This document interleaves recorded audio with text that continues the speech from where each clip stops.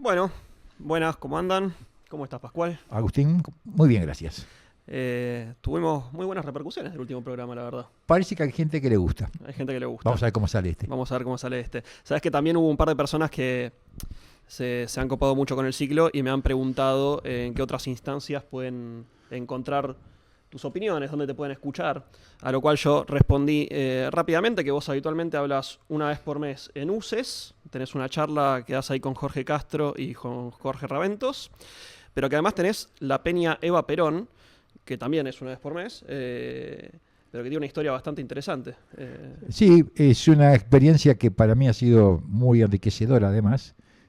La Peña Eva Perón, por supuesto que lejos de haber sido una creación nuestra, fue algo que inventó en su momento a pedido de Eva Perón, un intelectual importante del peronismo que fue José María Castañeda de Dios, que en los últimos años de su vida fuimos amigos, y allá por el año 2003, conversando con él y con un grupo de compañeros sobre la necesidad de generar un ámbito que permitiera al mismo tiempo sostener y recrear la identidad cultural y política del peronismo, él reflotó la idea de la Peña, la impulsó y la puso en nuestras manos. Y desde entonces en adelante, con un grupo de compañeros, nos vemos todos o casi todos los meses, como vos señalás, en un lugar que es en la Casa de Galicia, en la calle de San José al 224, por si a alguien le interesa, pero obviamente la fecha va variando según las circunstancias. Y bueno, conversamos bastante, a veces con algún invitado especial, a veces solamente entre nosotros, sobre estos temas que hacen a la vigencia del legado de Perón y a su proyección hacia el futuro. Esta peña se armó por pedido de Evita. ¿Ella participaba activamente, eventualmente, en la peña? Mucho antes Sí. de que esto que estoy contando, que es del año 2003, existiera, efectivamente, Evita le planteó a José María Castañeda de Dios, y esto me lo transmitía él, que ella quería tener una reunión con intelectuales y gente de la cultura.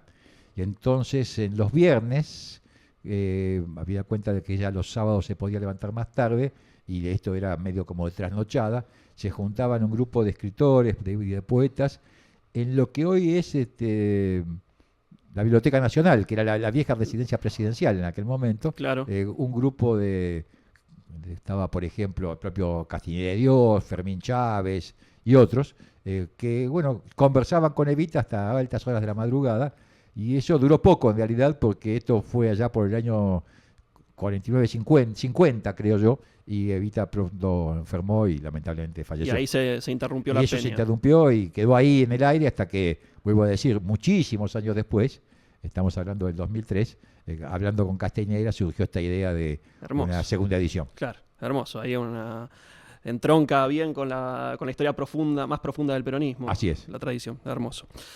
En capítulos anteriores nosotros habíamos hablado de la importancia que tiene el análisis del contexto internacional en el pensamiento de Perón, y por lo tanto nos habíamos propuesto hablar hoy precisamente de eso, de qué está pasando en el mundo.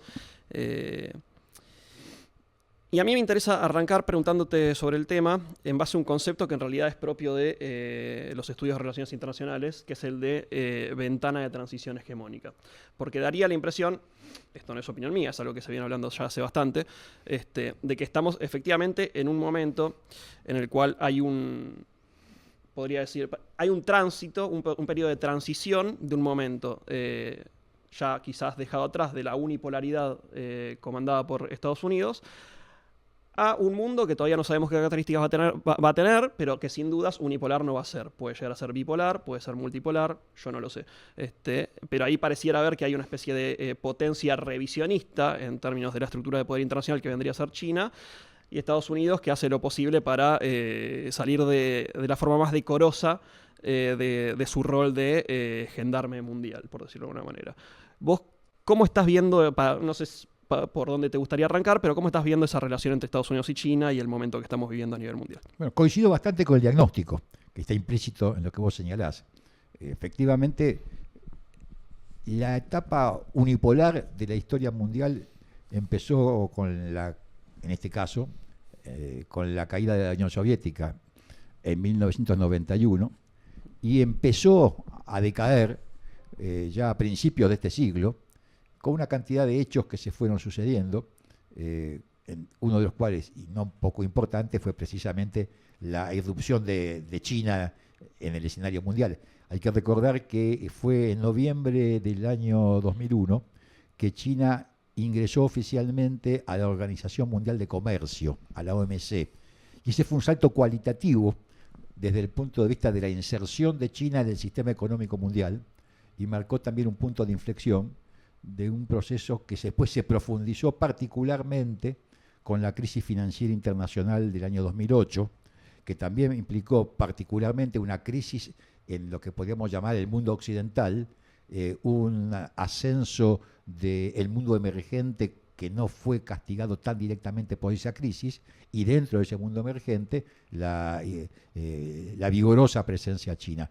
Por eso es que se suele decir que en lo que va de este siglo el mundo presencia una triple transición, que es del oeste del norte al sur, del oeste al este y del Atlántico al Pacífico. En estos tres elementos hay un común denominador en un lado, que es Estados Unidos, y en otro lado, que es China. Por eso es que podemos decir que efectivamente hoy hay una naciente bipolaridad con una superpotencia que todavía es dominante, en el sentido de que ejerce el liderazgo global, que es Estados Unidos, y una superpotencia ascendente, que es China. En este momento de transición, Occidente pareciera ser, el Occidente en general, no hablo específicamente de Estados Unidos, aunque Estados Unidos también, pareciera ser el más perjudicado en términos económicos y en cuanto a la estabilidad política de sus sistemas. Esto es una lectura quizás personal, vos no sé si estarás de acuerdo, pero en este tránsito del centro del capitalismo mundial, del Atlántico al Pacífico, con países de alta densidad poblacional en el Extremo Oriente como China, India, Singapur, Indonesia, Corea del Sur, etc., parece haber una situación que es que los países de Europa y de lo que históricamente se llamaba Primer Mundo no estaban en condición, no se encuentran en condiciones de competir en términos de mano de obra con el Extremo Oriente, con lo cual parece haber una dificultad en términos de satisfacer las demandas de bienestar económico de las poblaciones en Occidente, que genera que al menos parece que genera un nivel de disconformidad que, cambien o no los gobiernos, se mantiene constante.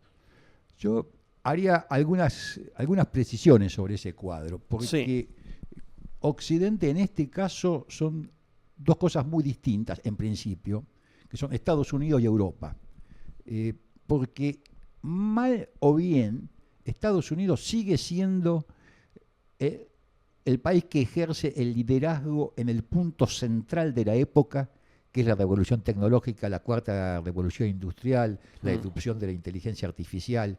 O sea que yo no diría que Estados Unidos está pasando de ninguna manera por una etapa de decadencia en términos de su pujanza económica, de su capacidad creativa y por lo tanto de su presencia en el mundo. Lo que sí sucede es que está apareciendo otro mundo, por así decirlo. Claro. Distinto es el caso de Europa, que efectivamente, como bien señalás, la Europa occidental, estamos hablando, está pasando ya desde hace tiempo por una etapa de estancamiento económico que se refleja en las cifras de crecimiento del Producto Bruto Interno y que no está acompañando el cambio tecnológico con la velocidad que las circunstancias requieren, lo cual hace que precisamente entonces se produzca esta situación que vos señalás de disconformidad. En el caso de Estados Unidos, la disconformidad nace tal vez de otro lado, que en todo caso podríamos analizar más tarde, que es que en todo Occidente sí hay una contradicción entre el avance tecnológico que genera nuevas formas de participación social y la subsistencia de sistemas políticos que son preexistentes a este cambio tecnológico, y ahí hay sí efectivamente un desfasaje. Pero yo no diría que ese desfasaje implica que Estados Unidos esté cesando en su pujanza. Más aún, hay una frase famosa de Alexis de Tocqueville, que en el año 1835, en ese famoso libro que se llamó La democracia en América, decía: no es que Estados Unidos sea el futuro del mundo. Lo que sucede es que Estados Unidos es el lugar del mundo donde el futuro llega primero. Claro. Y efectivamente las cosas más importantes en cuanto al cambio tecnológico de la época, más allá del ascenso de China, están presentes todavía en Estados Unidos. Lo que sí es cierto también es que China ya ha dejado de ser ese país que hace 30 o 40 años, cuando Deng Xiaoping inicia su política de apertura internacional y de vuelco a la economía de mercado, se centraba en la producción industrial de mano de obra barata. Hoy China empieza a ser ya una potencia que produce productos de alta calidad, claro, que tiene un enorme avance en el terreno tecnológico y que por lo tanto no disputa a Estados Unidos solamente en cuanto a producto bruto, sino que está peleando también por la vanguardia de la carrera tecnológica. Por supuesto que por ahora detrás de Estados Unidos, pero con enorme fuerza. Claro. Ahora, vos entonces decís que, por ejemplo, la aparición de estas nuevas derechas de las que se habla tanto en Europa como en Estados Unidos, en el caso de Trump, tienen en realidad una explicación estructural fundamentalmente distinta. Así es. Creo que no tienen que ver en el caso de Estados Unidos no tienen nada que ver con el descenso económico. Sí en Europa probablemente, porque de Europa se producen además muchos otros fenómenos conexos. Y es, por ejemplo, la crisis demográfica. Los países europeos tienen una tasa de natalidad negativa. Y eso hace que, digamos, son poblaciones que se han envejecido notoriamente, lo cual ha producido crisis brutales en los sistemas de seguridad social. Paradójicamente, la única forma que teóricamente la economía europea tiene de compensar esa crisis demográfica es el incremento de la inmigración, y efectivamente se produce el rechazo a esa posibilidad por parte de las poblaciones locales, autóctonas. Y entonces hay en Europa una crisis, yo diría una crisis estructural. Hay una idea que yo creo que hay que tener en cuenta. Europa se autopercibió con razón durante muchos siglos como el centro del mundo. Y bueno, cuesta dejar de serlo, y ya lo dejó de ser. Cuesta dejar de serlo. Con esto último que acabas de hacer, respecto a Europa, me acuerdo, no me acuerdo el libro, pero algún texto que en su momento leí de Enrique Dussel, que mencionábamos en el programa pasado, en el cual, haciendo una especie de historia demográfica de la humanidad neurocéntrica, si vos veías en el mapa lo que representaba Europa en términos de movimiento poblacional hasta el descubrimiento de América, es verdaderamente un rinconcito con un porcentaje de la población realmente menor en términos de lo que sucedía en el resto del mundo. Y tengamos en cuenta una sola cosa pensando en el hoy. Sumemos la población de China y la India, que son 1.400 o 1.450 millones de habitantes, y tenés en dos países el 37% de la población mundial. Claro, totalmente. O sea, dos países entre 193 concentran el 37% de la población del planeta. Claro. Ahora, vos decías que no advertís que... Dos cosas. Cuando aparece el fenómeno Trump, antes de cuando gana por primera vez las elecciones en Estados Unidos, una de las explicaciones más usuales es, vemos el Midwest estadounidense, los estados históricamente industriales, efectivamente afectados en afectada su mano de obra por la mudanza, si se quiere, de las industrias de mano de obra intensiva hacia el sudeste asiático. O sea, hay, sin embargo, una explicación detrás del fenómeno Trump que se parece ir de la mano de este movimiento en el centro del capitalismo mundial hacia el Pacífico. Es cierto, pero la historia hoy por hoy avanza a una velocidad que no da tiempo ni para el análisis. Porque esto que vos señalás, que es bastante cierto hasta hace unos cuantos años, en realidad está empezando a dejar de serlo precisamente como producto de la propia evolución tecnológica.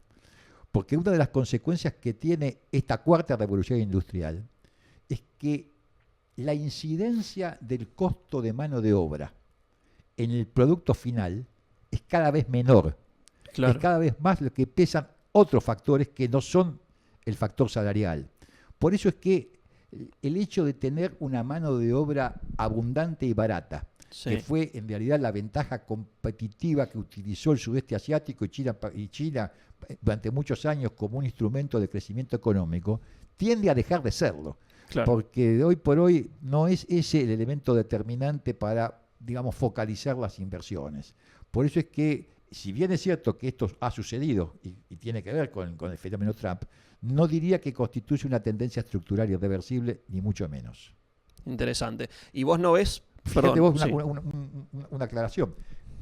Sí pasa, por ejemplo, que hay una deslocalización creciente de empresas que se van trasladando de China hacia Bangladesh, hacia Vietnam, hacia Tailandia. Es decir, a medida que el costo salarial chino es cada vez más alto, Claro. porque los trabajadores chinos hoy por hoy tienen un salario infinitamente superior al que tenían hace 20, 30 y 40 años, Claro. entonces ese tipo de producción, textil de bajo costo, etcétera, se traslada hacia otros lugares, también del mundo asiático, que vienen como siendo una nueva oleada emergente, pero que ya no son los grandes países emergentes de los últimos años. Claro. Y vos no ves, vos decías que no ves en Estados Unidos una potencia declinante, una potencia en decadencia. ¿Vos no ves la necesidad del reconocimiento de que la unipolaridad no va más? Bueno, ¿Una expresión de decadencia en cierto sentido? Esta es la percepción norteamericana que en parte sí explica el fenómeno Trump. Claro. Cuando Trump dice America First, Claro. lo que está diciendo es, ojo, que parece que estamos por dejar de serlo. Y de alguna forma él interpela a esa situación y se hace cargo de, digamos, de ese malestar de la sociedad norteamericana Sí. ante el hecho de dejar de ser el number one, Claro. cuando durante tantos años lo fueron. Ahora, esta percepción, insisto, no implica que Estados Unidos no siga siendo inequívocamente La primera la primer potencia en términos tecnológicos y por lo tanto también en términos militares. Sin dudas, sin dudas. Y ser la primera potencia en términos militares en cualquier época de la historia supone un nivel de hegemonía importante. Sin embargo, no parece tener la potencia militar suficiente como para poder estar presente en tantos lugares como antes. No, por eso es que ya no hay más unipolaridad. Claro. Por eso es que estamos hablando de una creciente bipolaridad marcada precisamente por la aparición de China. Claro. Con un agregado que me gustaría que en este caso que le diéramos una vuelta de tuerca. Sí. Y es que China y Estados Unidos y China, independientemente del grado de competencia por el liderazgo mundial, Sobre eso te quería preguntar. tienen un grado de formidable complementación económica que hace que lo peor que le podría suceder en la historia norteamericana hoy sería un colapso de la economía china, y a la inversa, lo peor que le podría suceder a China sería una crisis en la economía norteamericana. O sea, el comercio chino-norteamericano es el más importante del mundo. China es el primer socio comercial de Estados Unidos. Estados Unidos es el primer socio comercial de China. Las inversiones de las multinacionales norteamericanas en China son formidables. Elon Musk tiene en la fábrica de automóviles eléctricos más importante de Tesla fuera de Estados Unidos, está naturalmente en China, y es la segunda de China porque hay una China que va primero, que es BYD. Ok. Y lo que está claro es que si bien es cierto que hay, y no puede sino haber, rivalidad, competencia y conflicto, hay una interdependencia estructural que tiene que ver con el fenómeno de la globalización, hace que ambos países estén de alguna forma condenados a, al mismo tiempo, competir y negociar. Puede decir que hay una especie de autodestrucción mutua asegurada que no tiene que ver con el armamento nuclear, sino con las relaciones económicas. Exactamente. Se decía, bien lo decís vos, ¿no? Cuando la Unión Soviética y Estados Unidos luchaban por el liderazgo mundial, se decía que la bomba atómica había sido paradójicamente la garantía de la paz mundial, Claro. porque había establecido el principio de destrucción mutua asegurada y ninguno de los dos países podía iniciar una guerra contra el otro porque iba a terminar destruido. Acá pasa un poco lo mismo en términos económicos entre China y Estados Unidos. Claro. En la época de la unipolaridad, viste que se solía hablar mucho de que los conflictos interestatales habían quedado superados quizás para siempre, y que de ahora de lo que se trataba era resolver problemas transnacionales que nos involucran a todos. Pienso en problema ecológico, terrorismo, narcotráfico, pandemias eventualmente, cuestiones de salud. Sin embargo, la historia reciente parece demostrar que las naciones, los estados nacionales están todavía cumpliendo un papel importante y que las fronteras existen y que los conflictos interestatales existen. ¿Vos cómo ves eso en el marco de lo que estás describiendo? desde ya los estados existen, las naciones existen, las identidades culturales existen y pesan y gravitan naturalmente en la política mundial. Los conflictos hoy por hoy se dan en todos los niveles, se dan particularmente dentro de los estados o en lugares focalizados muy, muy nítidos, como son precisamente la frontera entre Israel y Palestina y entre Rusia y Ucrania, que son lugares muy particulares que reconocen también historias muy propias, porque, bueno, como todos sabemos, para israelíes y palestinos la tierra que disputan es la propia. Lo mismo sucede entre rusos y ucranianos, por lo cual en realidad es una discusión de límites que tiene que ver más con la cultura y con la historia que con los estados propiamente dichos. Diría que son como dos excepciones que confirman una regla, claro, en el sentido de que son peleas que tienen que ver efectivamente con las necesidades de subsistencia de pueblos que reclaman como propio el mismo territorio. Claro. En este contexto, ¿qué se está jugando ahora en las elecciones de Estados Unidos? Yo tiendo a entender al Partido Demócrata, históricamente, como un partido. Había una vieja frase, que no me acuerdo cuál, no es que no me acuerdo, nunca lo supe, no sé quién fue su autor, que decía algo así como que el Partido Republicano quería unas fuerzas armadas muy potentes para no mandarlas a ningún lado, y el Partido Demócrata quería unas fuerzas armadas débiles para mandarlas a todos lados. Como una especie de imperialismo moral de exportar instituciones democráticas, liberales, detrás de lo cuales siempre, por supuesto, hay intereses duros.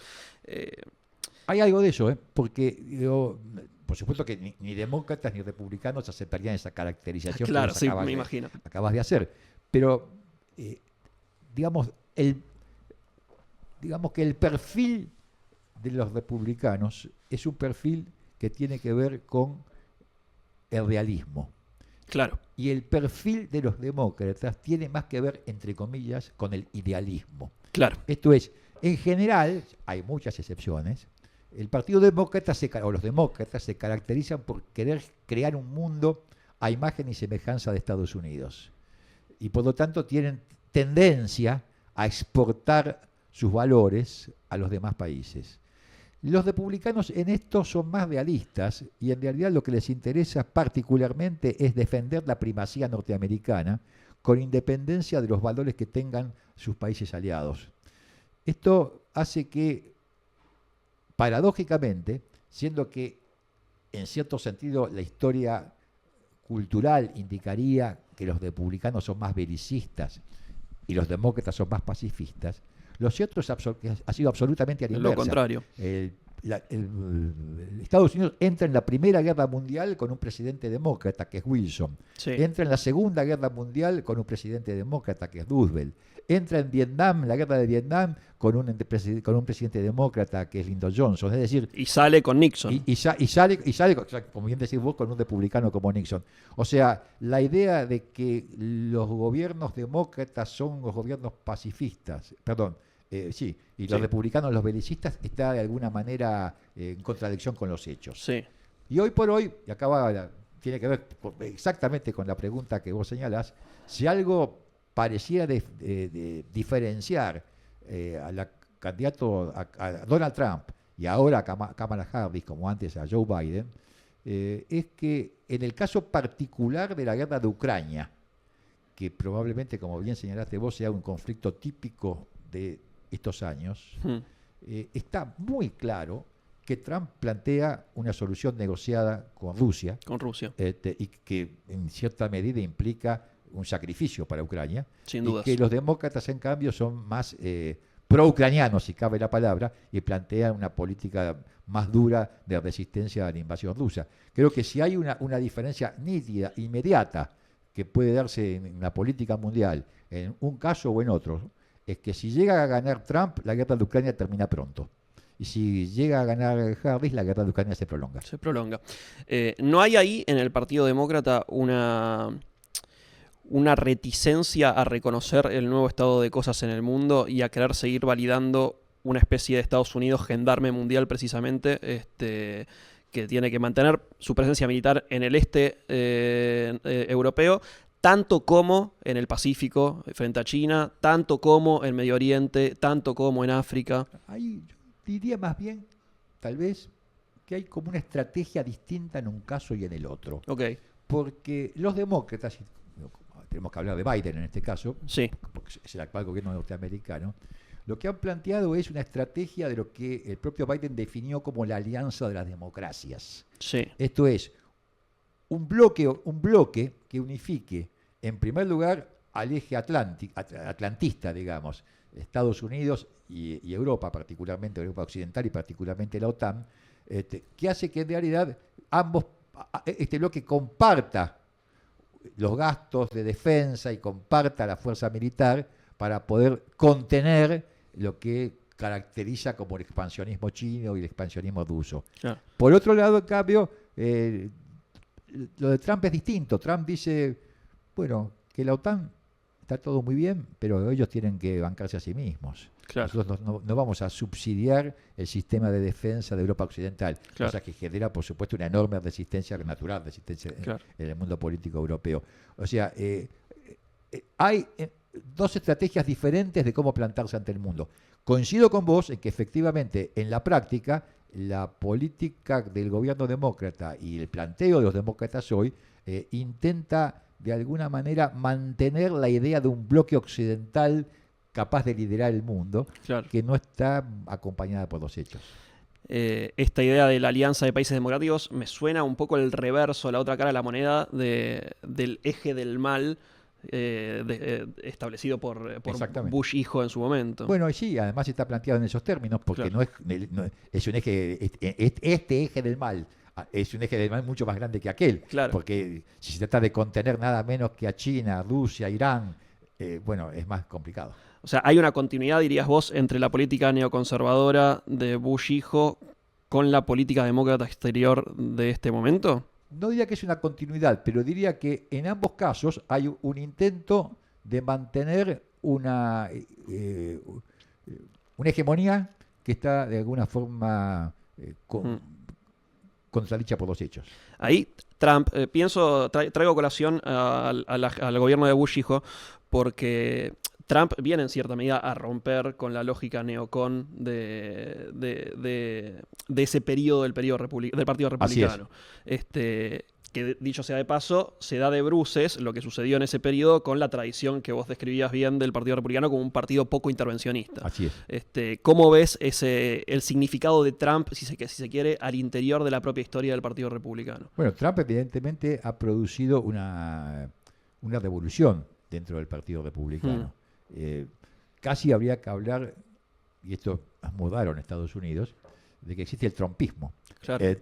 Más que lo republicano en el sentido tradicional del término. Claro. Y esto quedó ampliamente demostrado en las primarias recientes, en las cuales, si bien es cierto de que hay un sector minoritario del establishment político republicano que no comulga para nada con Trump, en la práctica terminan yendo a la cola de Trump, porque la base social, la base electoral histórica del Partido Republicano ha girado en esa dirección, y entonces Trump hoy por hoy es más importante su figura que el partido que le encarna. Hablaste Cosa que no acontece con los demócratas. Claro. Claro. Más bien al revés. Totalmente. Pareciera ser que los candidatos demócratas son importantes porque son del partido demócrata. Partido, claro. En esto que acabas de describir de la base social de Trump, pienso inmediatamente en el flamante candidato a vicepresidente de Trump, que parece un personaje interesante. Un tipo que, si no me equivoco, escribió un libro en el cual reivindica precisamente la tradición, o si se quiere, sí, al hombre común de Estados Unidos más profundo. O sea, una concepción muy cercana, muy poco, ¿cómo decirlo?, elitista en términos culturales. Así es, siendo que es un intelectual. Siendo que él es un intelectual. Pero un intelectual notable, porque es un caso verdaderamente curioso. Católico. De alguien que pasó precisamente de la confesión evangélica a la religión católica por haber leído a San Agustín. Claro. Es decir, es un caso notable de una conversión que es producto de la razón más que de la fe, lo cual es muy propio precisamente de un intelectual.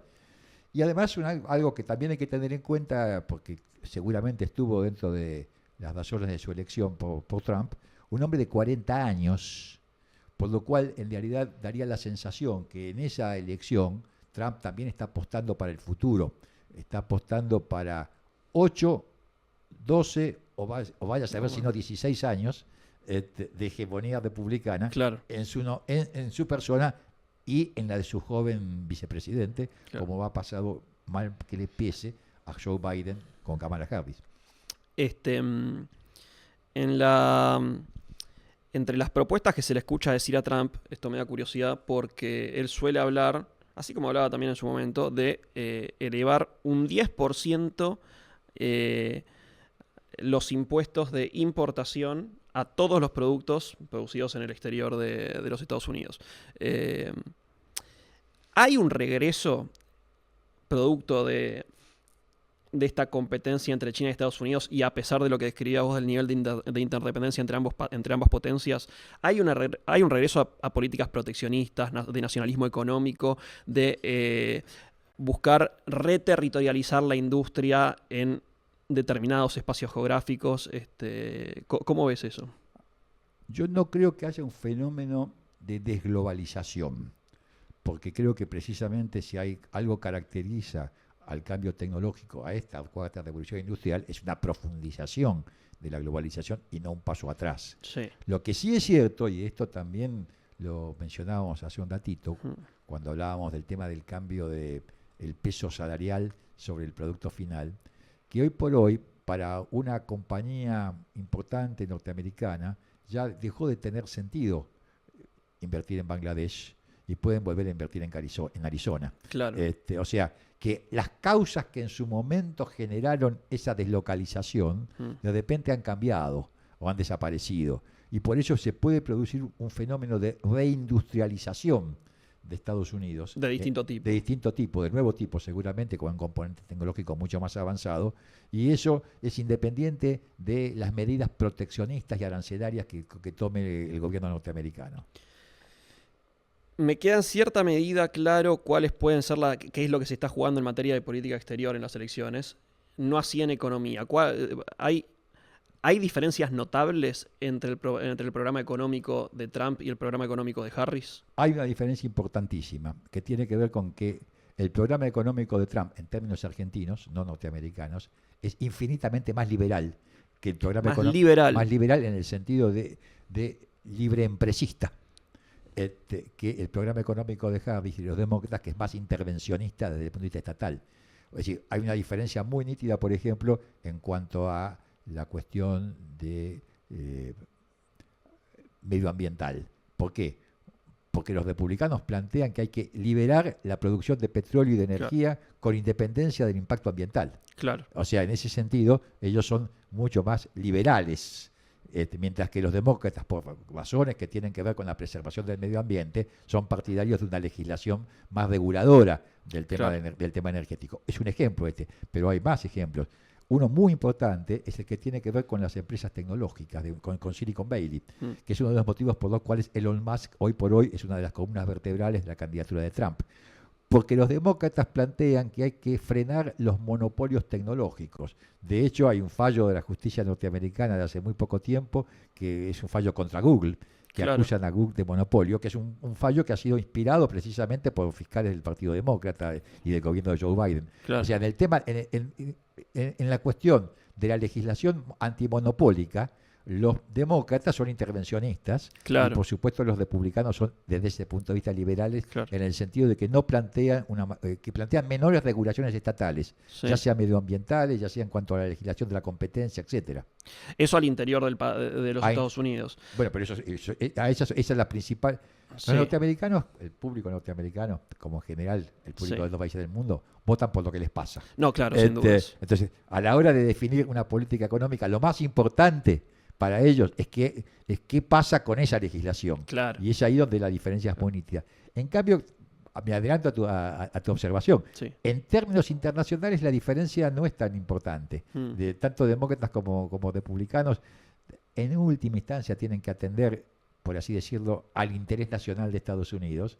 y nunca van a tomar medidas demasiado drásticas ni en una ni en otra dirección en relación al tema del proteccionismo, que es el que por hoy está ahí dando vueltas. Claro, yo ya estaba pensando en que en su momento, cuando Trump gobernaba, me acuerdo que había no me acuerdo dónde había sucedido, capaz había sido en Miami, no me acuerdo bien, que se había reunido con Xi Jinping y habían acordado equilibrar la balanza comercial entre ambos países, que estaba muy desbalanceada en favor de China. Eso fue Trump el que y eso es un ejercicio muy intervencionista en términos de comercio internacional del gobierno norteamericano.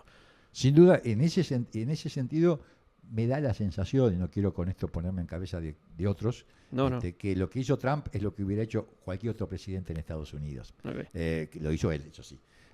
Y sí me parece, y este es un dato que es importante tener en cuenta, y menciono la palabra Elon Musk porque me parece que es un personaje que merece un párrafo hoy por hoy cuando se habla de política mundial, porque hoy por hoy Elon Musk es mucho más importante que muchos países del mundo. O sea, es una potencia económica en sí misma. Sí. Entonces, que tiene a su vez una política exterior. Claro. Que se explica hasta en Argentina. Sí, claro, sin duda.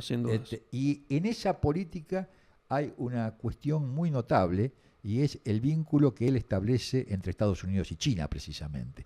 El hecho de que Musk viaje a China sin falta una vez por mes, todos los años de su vida, para visitar sus plantas en Shanghái y para mantener sus contactos personales con el gobierno chino y con la dirección del Partido Comunista Chino, sobre la base de que es necesario mantener esas reglas de interdependencia económica que garanticen la estabilidad de la economía mundial en los próximos años.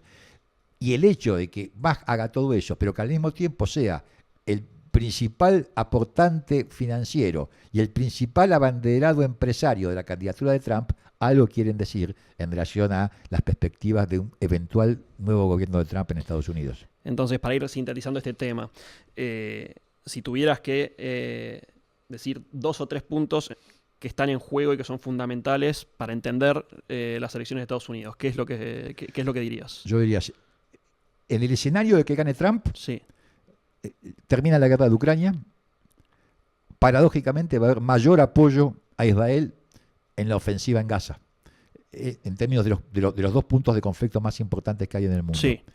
Y hacia adentro de Estados Unidos, sin ninguna duda, va a haber una mayor liberalización para el trabajo de las empresas norteamericanas, una mayor desregulación de la economía norteamericana, particularmente en el tema energético y en el tema tecnológico. A la inversa, si ganara Harris, se mantendría la guerra de Ucrania, porque no tiene final previsto ni previsible. Sería distinta la posición norteamericana en relación al conflicto de Gaza, en el sentido que se buscaría alguna forma de negociación entre Israel, Hamas y la Autoridad Nacional Palestina, y en cambio habría una persistente política tendiente a frenar el avance monopólico en el mundo de las tecnologías y un mayor énfasis en la defensa del medio ambiente en relación al tema de combustibles. En ambos casos vos no ves que haya una diferencia respecto a China.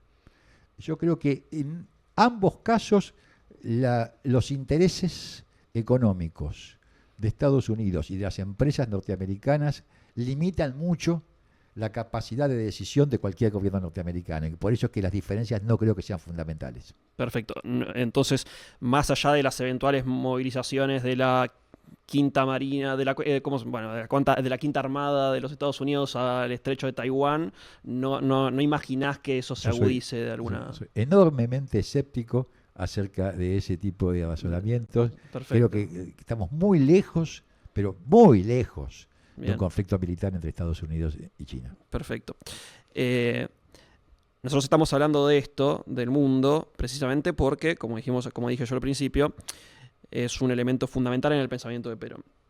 Nosotros nos habíamos propuesto en el primer capítulo de Bodas de Oro, cuando hablamos del pensamiento estratégico de Perón hoy, intentar hacer el ejercicio de pensar cómo se pararía Perón frente a las problemáticas del presente y cómo pensaría el Perón sin repetir meramente sus posicionamientos pasados. ¿Qué del pensamiento de Perón ves que reviste interés para entender todo esto y para entender fundamentalmente el posicionamiento que tiene que tener Argentina en el mundo y la región? Bueno, hay muchas cosas del pensamiento estratégico de Perón que conservan absoluta vigencia, pero en particular yo destacaría en estas circunstancias, en función de este análisis, cómo se plantearía el tema de la tercera posición. Bien. En relación a un nuevo escenario de disputa entre dos superpotencias. Sí. Y a mí me parece que ahí hay un elemento importante a tener en cuenta. Allá por la década del 60, cuando Perón estaba en el exilio y por lo tanto no era un protagonista de la política mundial, y la Argentina tampoco, nació lo que se llamó el movimiento de países no alineados, Sí. con tres grandes líderes mundiales de la época, que eran Mao Zedong en China, sí, el mariscal Tito en Yugoslavia y Nehru en la India.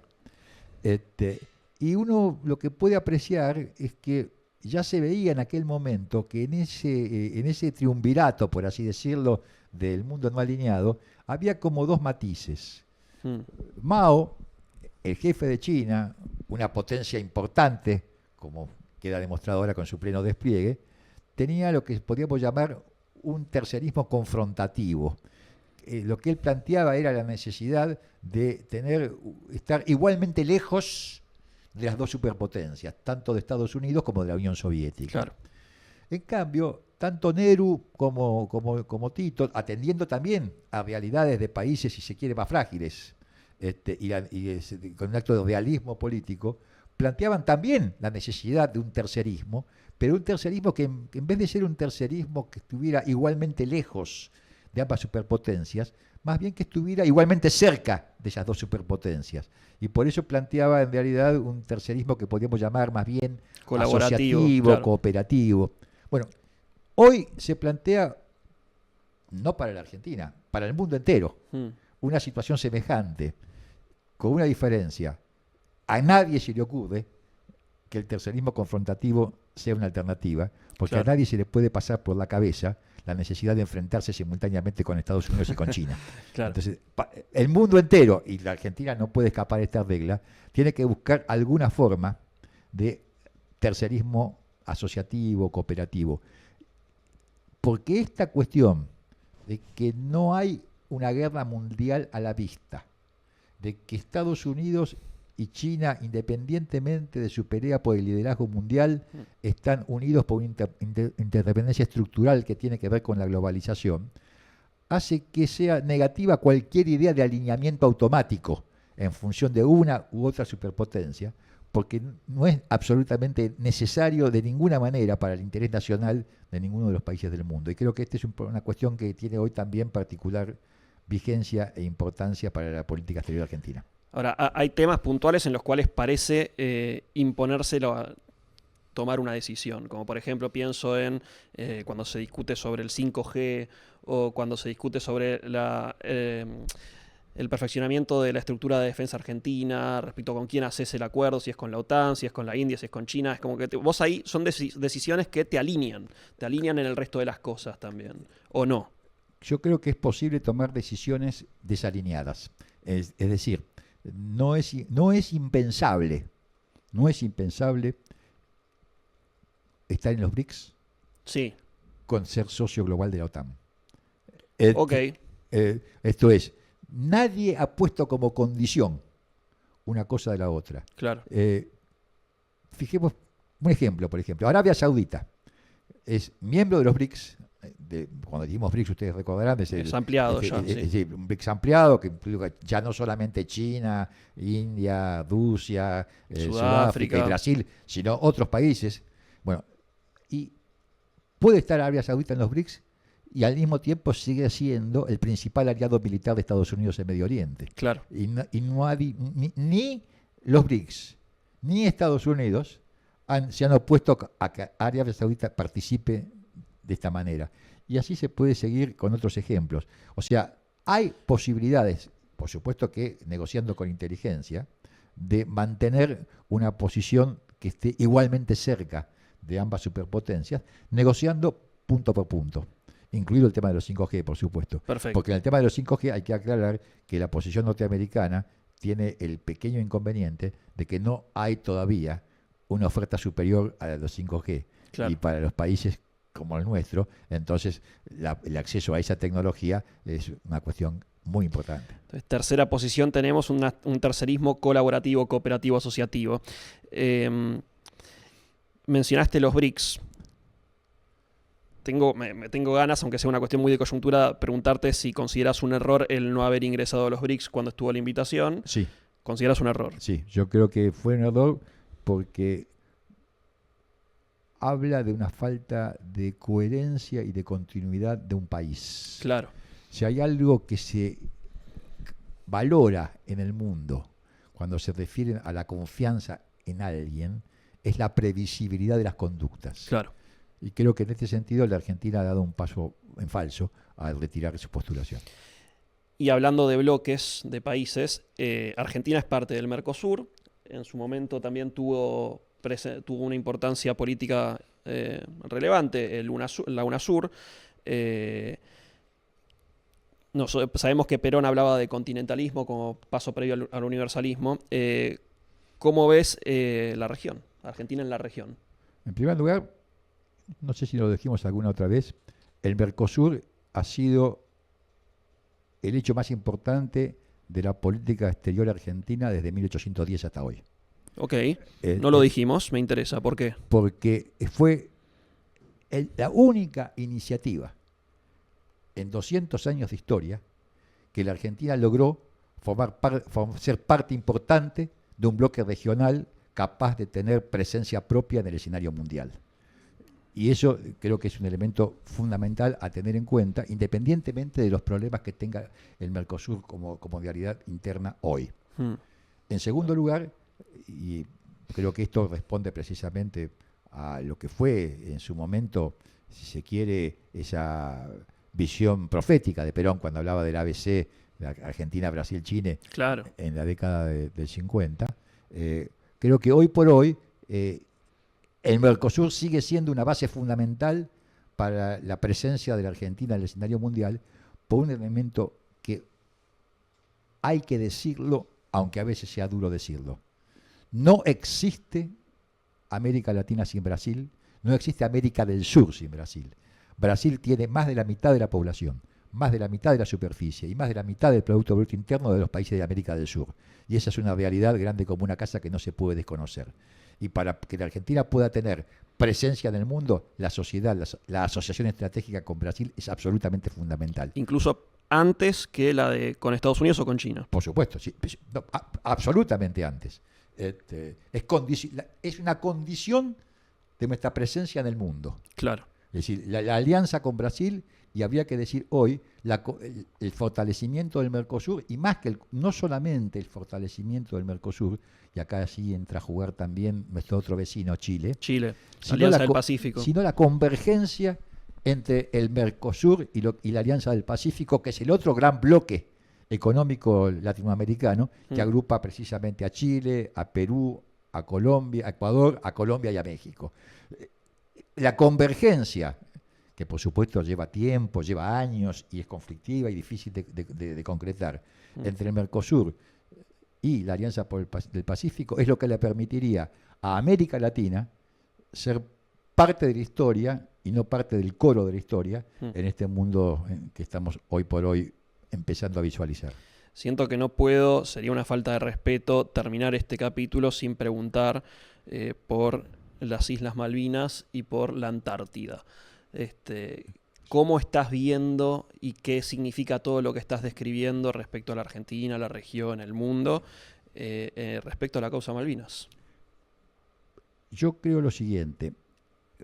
Cuando nosotros planteamos la reivindicación de las Malvinas, que es absolutamente insolayable, inalienable, sí, tenemos que aprender de la paciencia de los chinos, que tardaron muchísimos años en recuperar Hong Kong, Macao y otros territorios que le fueron arrebatados, y que recién pudieron recuperarlos cuando China tuvo el poder suficiente, el desarrollo económico y social suficiente, como para poder plantarse, si no de igual a igual, en condiciones de negociación con Gran Bretaña, claro, para obtener esas conquistas, o con Portugal en el caso de Macao. Esto quiere decir, para que las Malvinas vuelvan a ser argentinas, la Argentina tiene que ser un país infinitamente más poderoso que hoy y tiene que ser también parte de un bloque de naciones latinoamericano que tenga capacidad de negociación de otras características. Una de las Lo condiciones. mismo vale para la proyección antártica.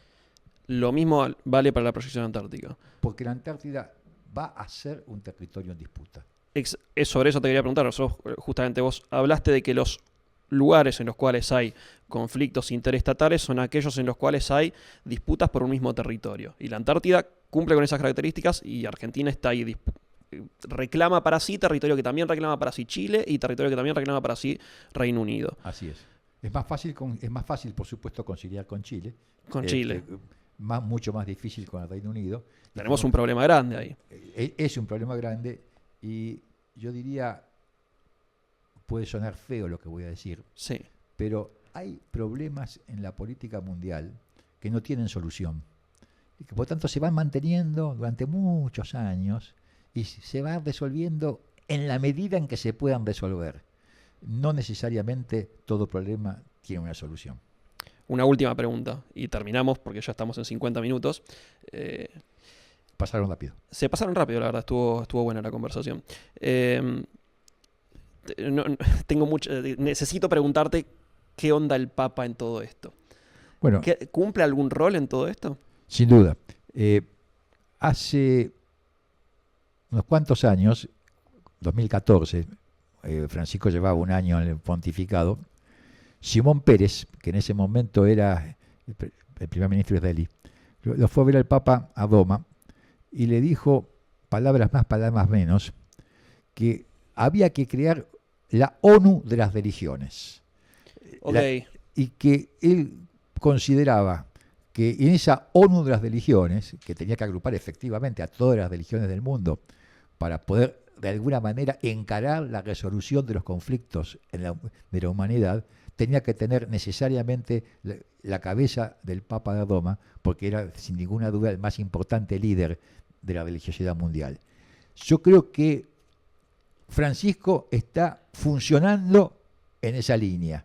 Por supuesto que todo lo que pasa con la Iglesia, como lo que pasa con las civilizaciones, es cuestión de décadas, claro, y no de años.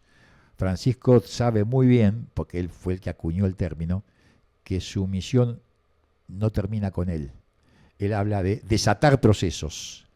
Él ha puesto en marcha un proceso que vaya a saber cuándo termina, pero que tiene que ver con esto de lo que podía ser la internacional de la fe. Claro. En el sentido de la confluencia de las religiones del mundo, porque hoy por hoy, precisamente esa confluencia es lo que verdaderamente puede garantizar, por un lado, la paz mundial, eso, y por otro lado, un cierto sentido a la cuestión tecnológica y al desafío que supone para la condición humana. Profundizaría, te diría, una hora más con ese tema, pero vamos a ser respetuosos de la audiencia. Muchas gracias, para mí estuvo buenísima la conversación, Bueno, Pascual. nos vemos pronto. Nos vemos pronto y gracias a ustedes que están del otro lado. Chao.